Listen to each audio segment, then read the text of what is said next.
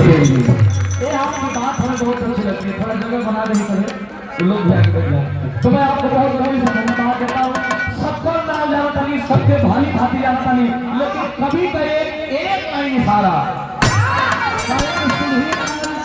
सुधीर लाल जहां लोहा गरम होना कोई ये चोट करेगा, क्योंकि बाबा साहब कहते हैं कि हमें मूर्तियों में नहीं, हमें किताबों में खोजो।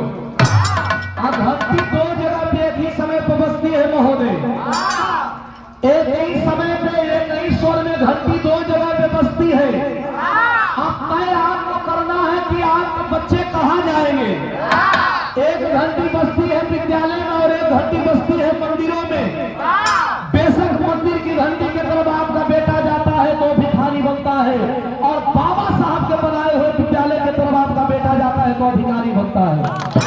तो इसलिए कहते हैं क्या,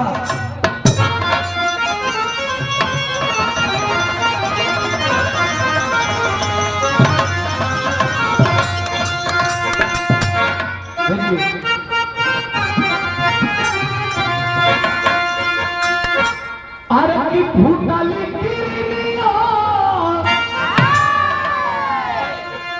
थोड़ा भावार्थ समझ लेंगे। इतनी बिरहा बात देखे बिरहा ना समझ पाओ, हमारी कोशिश रहेगा कहो कि हम समझा दें बोले कि सवेरे सवेरे आज देहात में हमें कहने का कि किरीन फूट गई, और रोज बिहान होत रहे, रोज सवेर होत रहे, लेकिन दलित मजदूर के जीवन में कहो सवेर ना भाई। जब तक बाबा साहब का जन्म ना भाई तब तक लागत है कि किरीन में खेत फूटल। अरे की फूटली किरीनिया, अरे बिहान हो गई,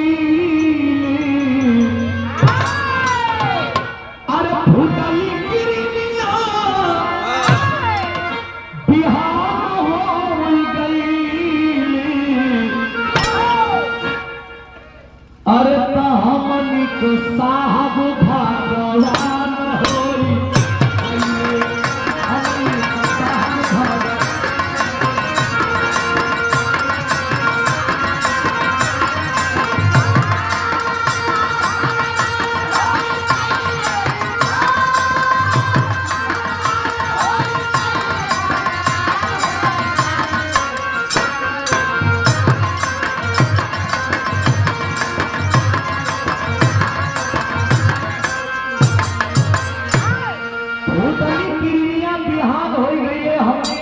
भगवान होई, भगवान के होला।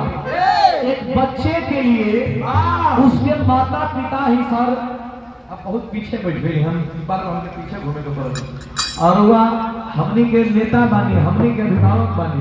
ये भाई आगे कुर्सी साहब कहते हैं आदमी भी ना चिन पाओ थोड़े से इतना पीछे रुआ बैठ गए बानी।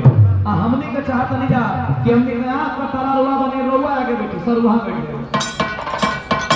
लोग भी देखल चाहता नहीं कि अनिल पटेल जी के हम काजी देखल चाहता नहीं ना, देखिए सब पर मन और वो आ गई आगे वहां सब वहां कुर्सी था, और वो मोहम्मद ऐसे कि हमके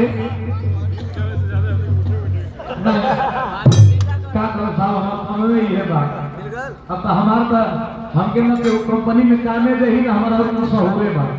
हम तो सोचते नहीं कि घरवा से जब जब हमरा के संग ही विदेश ले ले चल गए, उससे कम हम जहाज में बैठ जाए। इतना भी लोग माता पिता खातिर बेटा ही रत्न होता है, और बेटा के लिए माता पिता ही भगवान होते हैं। हमारे माता पिता हमारा स्वाभिमान बाबा साहब बी आर अम्बेडकर है, जिन्होंने बोलने का तो अधिकार दिया, मंच लगा करके बोलने का अधिकार नहीं होता। बाबा साहब की जितनी बात बताई जाए, माताएं बहनें बैठी थी, क्या हम उस देश में रहते थे जिस देश में माताएं बहनें की स्तन पर कर लगा था? तो हर बहन बेटी अगर स्तन ढापी तो पैसा देवे को हुई, अब पैसा देवे तो स्तन उधार के चली, उस देश के मासी है।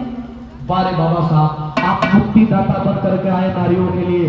बाबा साहब की करनी जो जितना गाएगा उतना कम है। मैंने बताया कि सूर्य को दीपक दिखाने के बराबर है मेरे मित्र, लेकिन बाबा साहब का जब जन्म हुआ तो होता है क्या?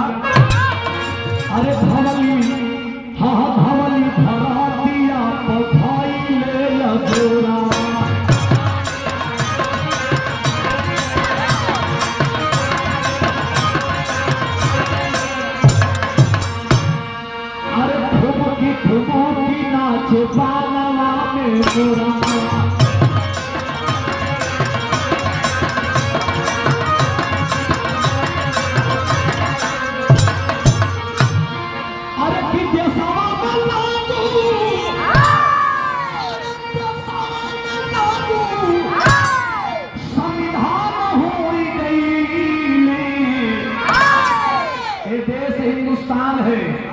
लेकिन हिंदू से चलता है ना मुसलमान से चलता है, न सिख से चलता है, न ईसाई से चलता है, न गीता से चलता है, न कुरान से चलता है। ये देश चलता है तो माता बहन लोग, देश चलता है तो बाबा साहब के संविधान से चलता है। और हम उस देश में रहते हैं। अभी तक आप लोग नहीं समझे, अगर नहीं समझेंगे तो यहाँ पर अंदर बताया जा रहा है ना, आप मारे जाएंगे। आज 26 मारे गए हैं, कल 2600 मारे जाएंगे, क्योंकि आप में कमी है। अगर आप में कमी नहीं होती तो आपके सर पे चढ़ करके कोई दूसरा मौत का तांडव नहीं करता। आप टूटे हैं, आप बिखरे हैं, आप जातियों में बिखरे हैं, आप धर्म में बिखरे हैं, आप मजहब में बिखरे हैं। जिस दिन आप एकत्रित हो जाइएगा, यकीन मानिए मेरा दोस्त, ये भारत बाबा साहब का भारत हो जाएगा। ये देश तथागत गौतम बुद्ध का देश हो जाएगा। इस देश से लोग बाहर जाते हैं तो क्या कहते हैं पता है? इस देश से बाहर जाते हैं तो ये नहीं कहते हैं कि मैं उद्योगपति आया हूँ। देश से बाहर जाते हैं लोग तो कहते हैं कि मैं तथागत गौतम बुद्ध के देश से आया हूँ। तो इस देश के आप लोग रहने वाले हैं और इस देश में ऐसा खून खराबा हो रहा है। कहना है कैसे?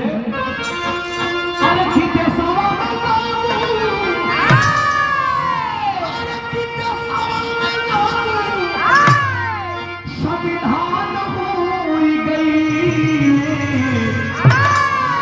अरे हमन तो साहब भगवान होई।